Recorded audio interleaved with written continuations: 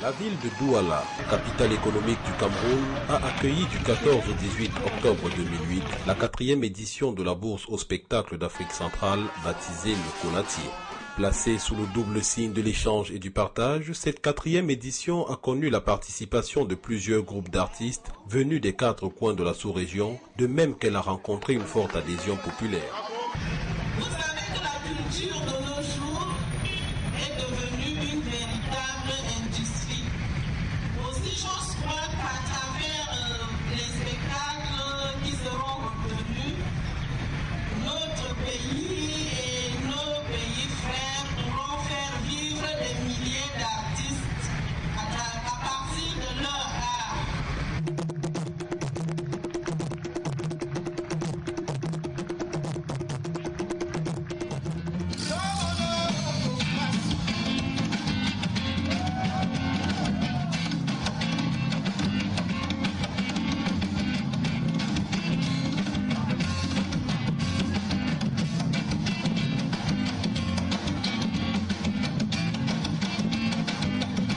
Pendant 5 jours, le Centre culturel français Blaise Cendrasse de Douala et la salle des fêtes d'Aqua, les 2 sites retenus par le comité d'organisation, ont abrité pas moins d'une vingtaine de spectacles de musique, de danse et de théâtre, l'espace marché, des rencontres professionnelles et des ateliers.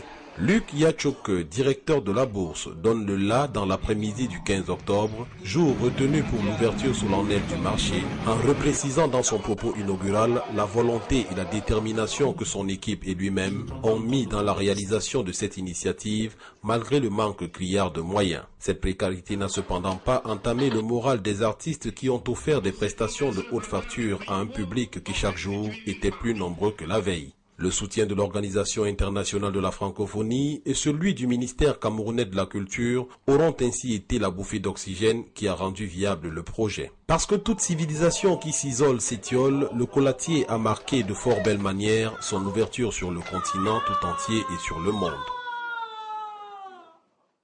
Le tarmac ne peut pas fonctionner seul, replié sur lui-même. Je crois qu'aujourd'hui, on sait très bien qu'il est très important de monter des partenariats, de coproduction, c'est-à-dire trouver des financements complémentaires auprès d'autres théâtres de France, d'Europe et du monde, et puis aussi des lieux qui vont eux-mêmes accueillir en diffusion les spectacles qui seront nés sur nos plateaux.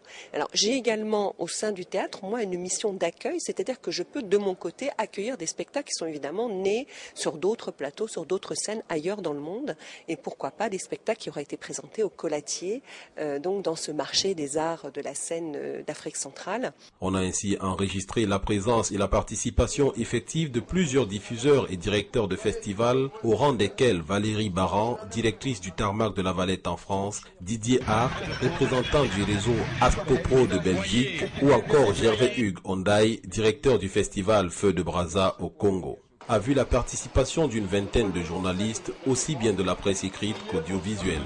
Pour le second atelier qui portait sur la promotion et la commercialisation d'un spectacle vivant, les managers et administrateurs des groupes invités qui y ont pris part ont bénéficié de l'appui conseil de quelques professionnels présents avec des cas pratiques sur la présentation d'un dossier et la production du matériel de promotion.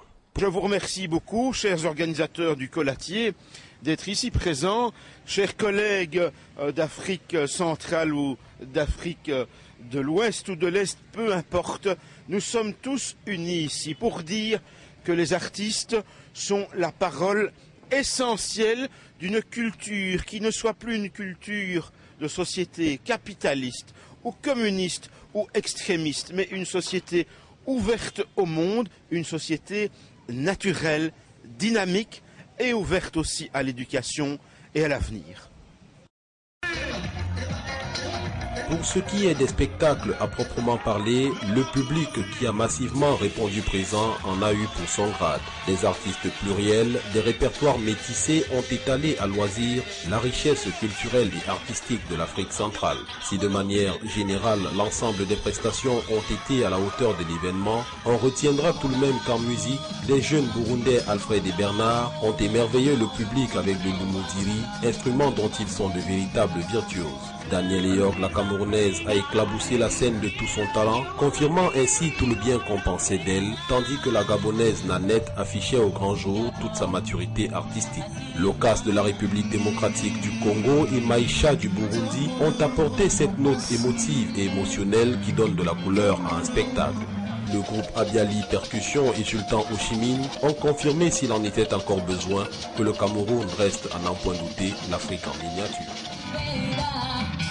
La cerise sur le gâteau est sans conteste le passage de la Tchadienne Monira Michala, qui bien qu'étant de passage, a tenu à apporter son soutien au Colatier en exécutant 3 titres de son album Talulina, celui-là même grâce auquel elle remporte le prix découverte de RFI en 2007.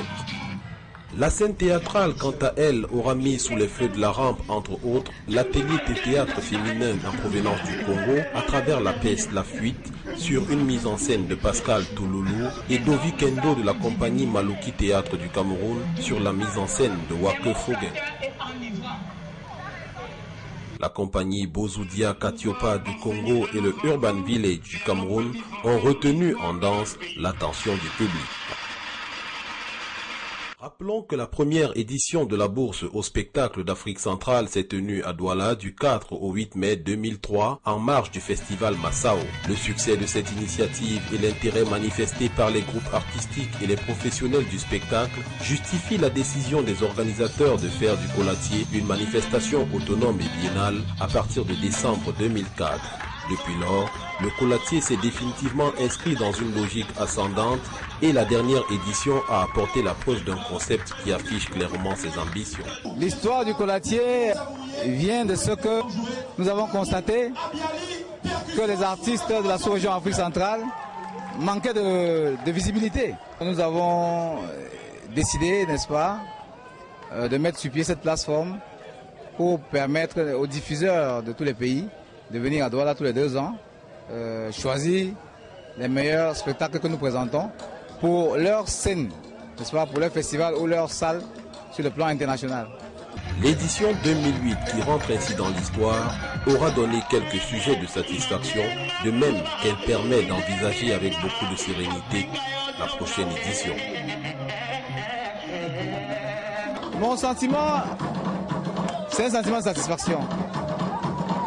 Je suis satisfait au vu de l'organisation qui a beaucoup évolué. Je suis entouré cette fois-ci de plusieurs professionnels volontaires qui ont bien voulu, n'est-ce pas, se prêter au jeu.